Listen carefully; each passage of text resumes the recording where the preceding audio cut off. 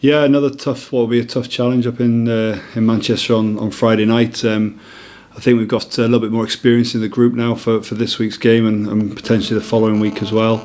I think that it's all about trying to strike that balance. Yes, we want to give as many opportunities as we can to some of our youngsters, but if we can get a bit of a spine to the side as well, then it creates that balance that we crave. And so no, we've trained really well today. We had a double session finished about half hour ago. So boys are left with a bit of spring in the step and back in Thursday where we'll team run and then head up north. Yeah, like you say, more experience, and I guess the kind of the injury situation with the first team's had a knock-on effect, but now that's started to ease. There's a few more players available to you. Yeah, there's a lot of conundrums involved at the minute with selection. Obviously, you've got your Six Nations, you've got your injury list, you've got some much needed time off for some first team boys. Thrown into that mix as well is the under-20s with the 12 boys that we're fortunate enough to have selected. So they're available week 1 but not week 2.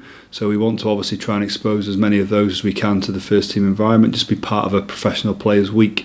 So a lot of those will get some game time this week as well. And I say when you align that with some boys who've been missing out on game time in the first team for whatever reason at this moment, then I'm pretty excited by what we'll put out for Friday. And they're boys with a point to prove as well.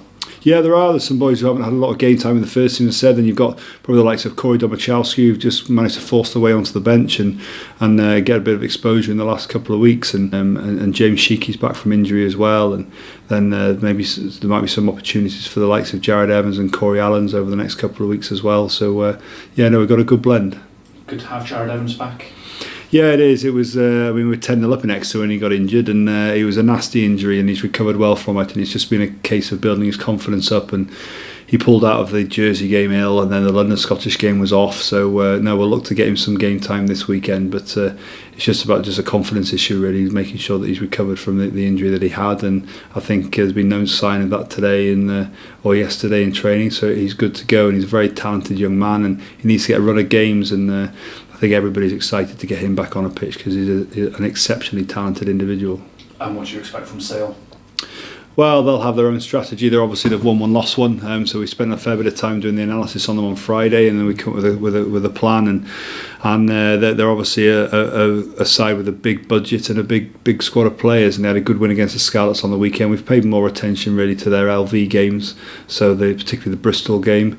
And really that they're in with a shout to qualifying. So whatever they choose, whatever they select, it's going to be a real tough night. But that's exactly what this group needs, so that we learn a lot about them in big situations, and it's going to be a tough environment up there. But that's where we'll get some questions on some of these youngsters, and obviously then some of the first team boys who haven't been having many opportunities as things stand to knock on Danny's door and back it up with some performances from this week and next week.